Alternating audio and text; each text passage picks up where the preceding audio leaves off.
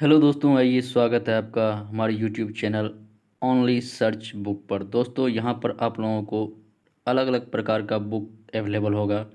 बिना परचेज किए हुए आप किसी भी बुक को उसके नाम के द्वारा सर्च करें और यहाँ पे पढ़ सकते हैं। तो बिल्कुल फ्री में। आइए जानते हैं आज जो हम पढ़ेंगे वो एस के झा का बुक है साइंस का। तो चलिए फर्स्ट क्वेश्चन लगाते हैं।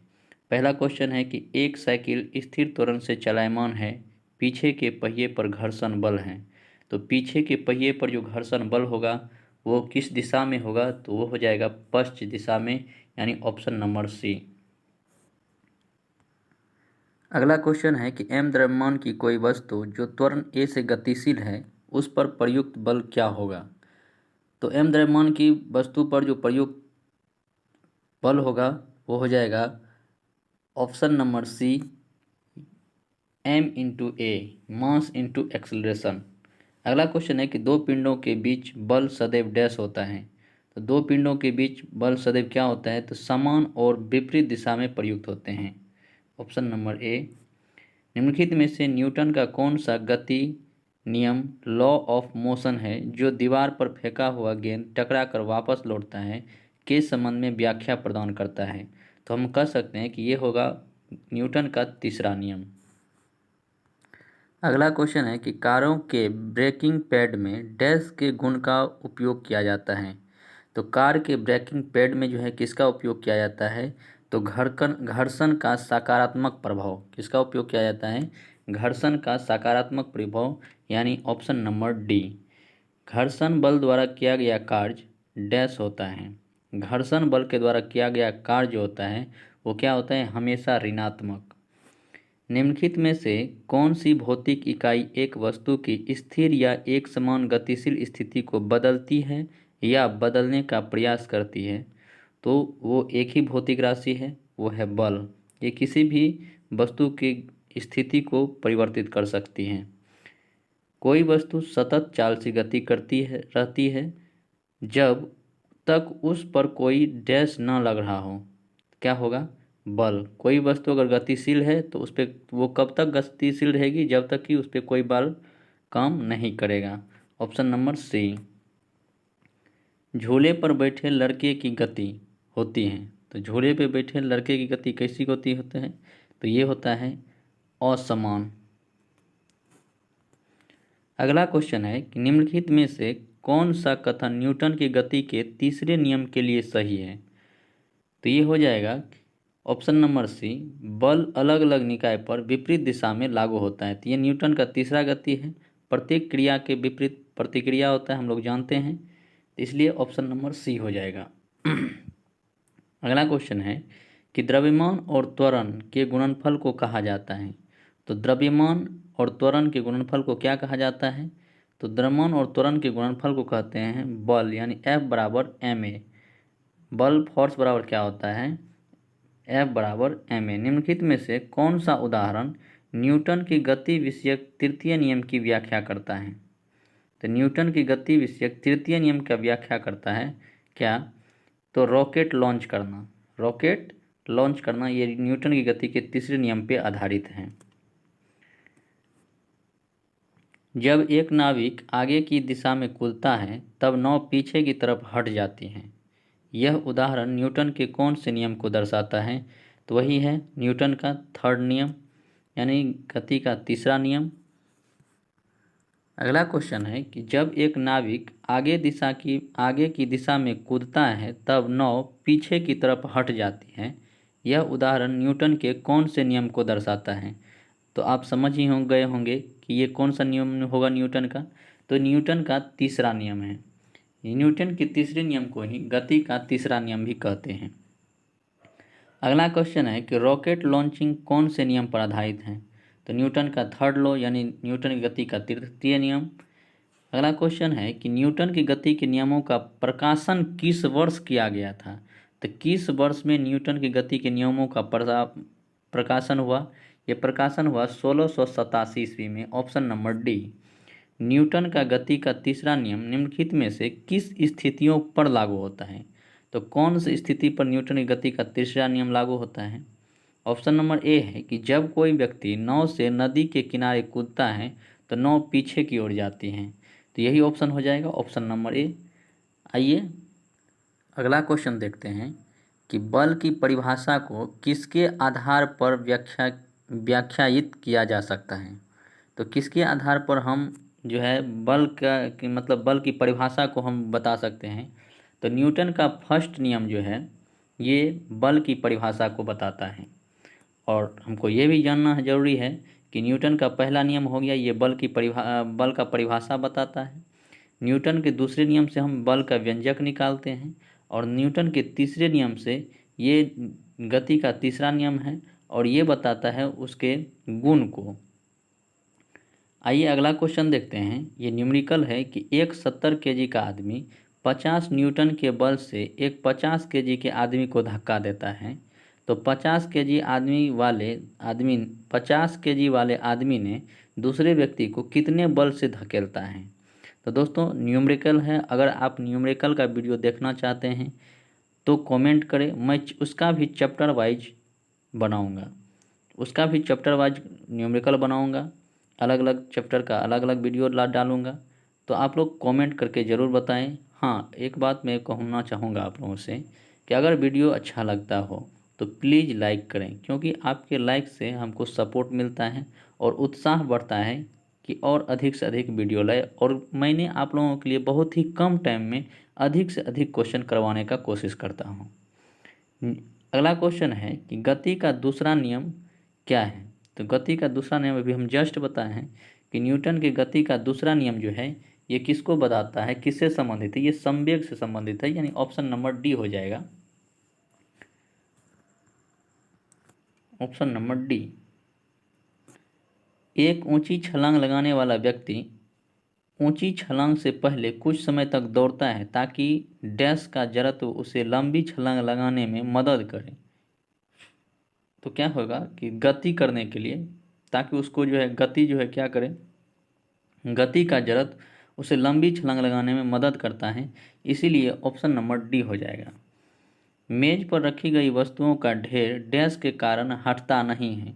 किस वजह से वस्तु पर रखी हुई पुस्तक जो है वो हटता नहीं है। तो इसके पीछे का जो रीजन है वो है जड़त्व। जड़त्व के कारण ही कोई वस्तु जहाँ स्थिर होता है वहीं पे स्थिर ही रहता है।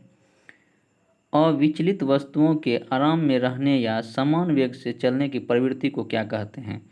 तो अविचलित वस्तु जो विचलित है यानी जो गतिशील है, वस्तुओं में आराम में रहने या समान वेग से चलने की प्रवृत्ति को क्या कहते हैं, उसको हम कहते हैं जड़त्व। जड़त्व के कारण ही कोई भी वस्तु चलते रहना चाहता है या अगर रुका हुआ है तो रुके हुए रहना चाहता है। यानी इसके आधार पे हम कह सकते हैं कि न्यूटन के फर्स्ट नियम पे आधारित है। अगला क्वेश्चन है कि किसी स्थिर वस्तु के स्थिर रहने या गतिशील वस्तु के उसी गति से गतिशील रहने की प्रक्रिया क्या कहलाती है। तो ये जड़त्व कहलाती है। जड़त्व यानी इनर्शिया, जड़त्व को क्या कहते हैं, इनर्शिया। इसको भी ध्यान रखना है कि जड़त्व यानी इनर्शिया का नियम किसके द्वारा प्रतिपादित किया गया था। तो ये आइजैक न्यूटन साहब के द्वारा प्रतिपादित किया गया था। जब बंदूक से गोली छोड़ी जाती है तो बंदूक विपरीत दिशा में धक्का लगाती है। यह न्यूटन के किस नियम का उदाहरण है। तो आप आसानी से बता सकते हैं कि ये न्यूटन के गति का तृतीय नियम है, यानी ऑप्शन नंबर बी। स्थिर या गतिज अवस्था में परिवर्तन का प्रतिरोध करने की एक वस्तु की प्रवृत्ति को डैश कहा जाता है। तो स्थिर या गतिज अवस्था में परिवर्तन का जो प्रतिरोध करने का प्रवृत्ति होता है किसी वस्तु में, उसको कहा जाता है जड़त्व। क्या कहा जाता है, जड़त्व। अगला क्वेश्चन है कि किसी वस्तु को गति में लाने के लिए उसे धक्का देना या खींचना क्या कहलाता है। तो धक्का देना या खींचना ये बल कहलाता है। समीकरण F बराबर ma को न्यूटन के डैश नियम के रूप में जाना जाता है। तो ये हम कह सकते हैं कि न्यूटन के सेकेंड नियम। इससे पहले बताया कि इससे बल का व्यंजक प्राप्त होता है। अगला क्वेश्चन है कि जब एक गिलास पर रखे गए कार्ड को उंगली से धक्का दिया जाता है तो उस पर रखा सिक्का गिलास में गिर जाता है। यह कथन किस नियम को व्याख्यायित करता है। तो ये नियम भी जड़त्व को बताता है, क्योंकि कोई भी वस्तु स्थिर में है तो स्थिर में ही रहना चाहता है और गतिशील है तो गतिशील में ही रहना चाहता है। तो ये जड़त्व का नियम है।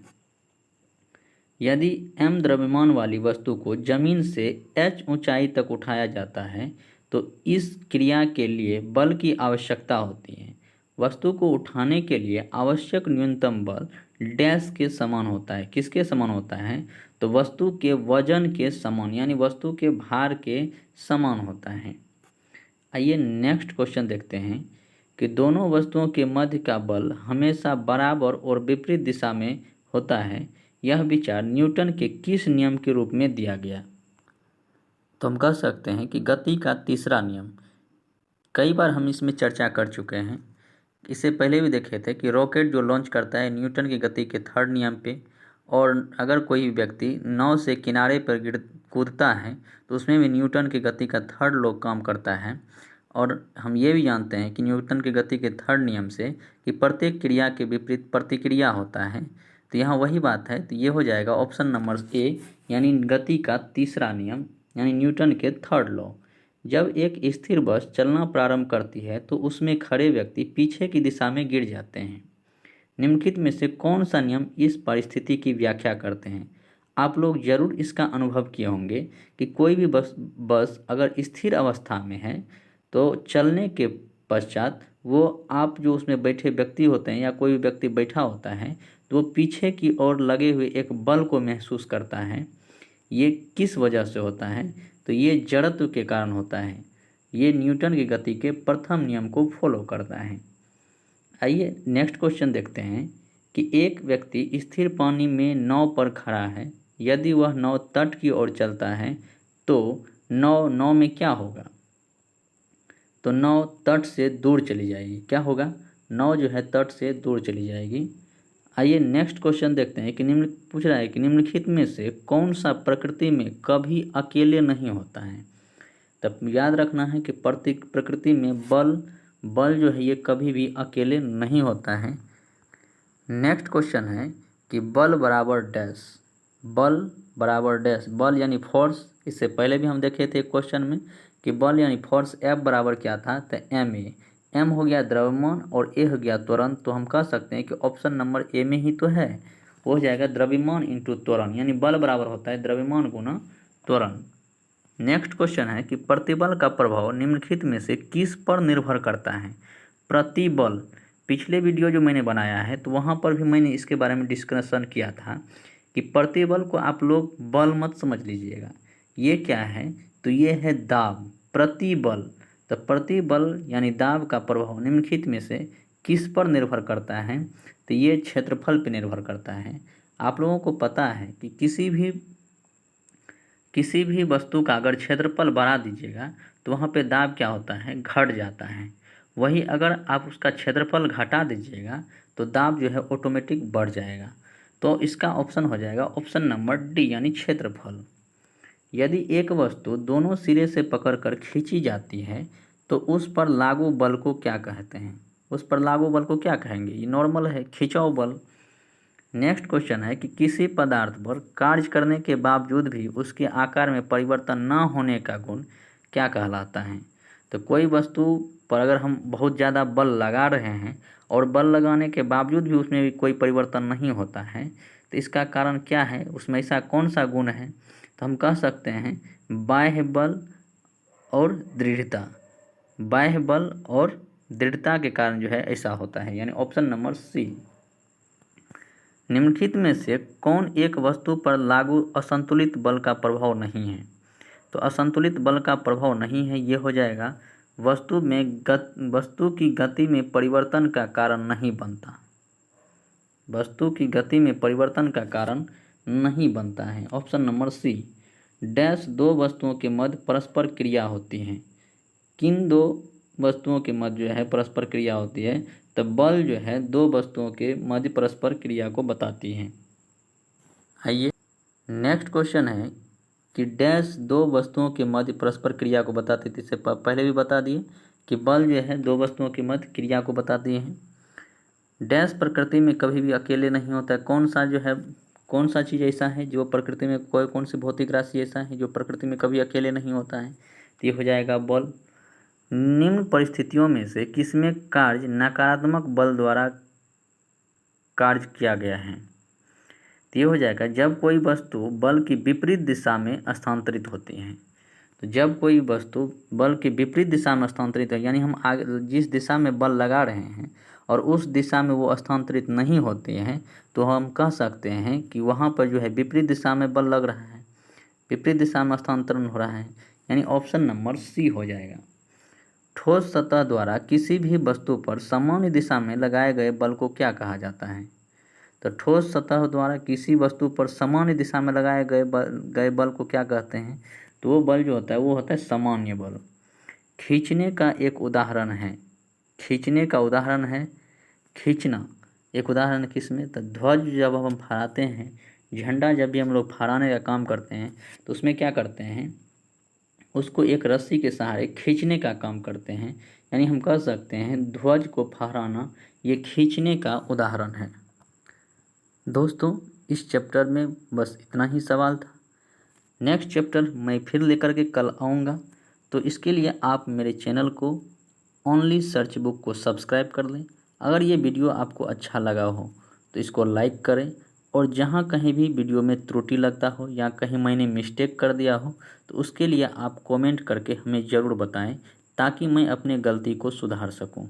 तब तक के लिए धन्यवाद। जय हिंद।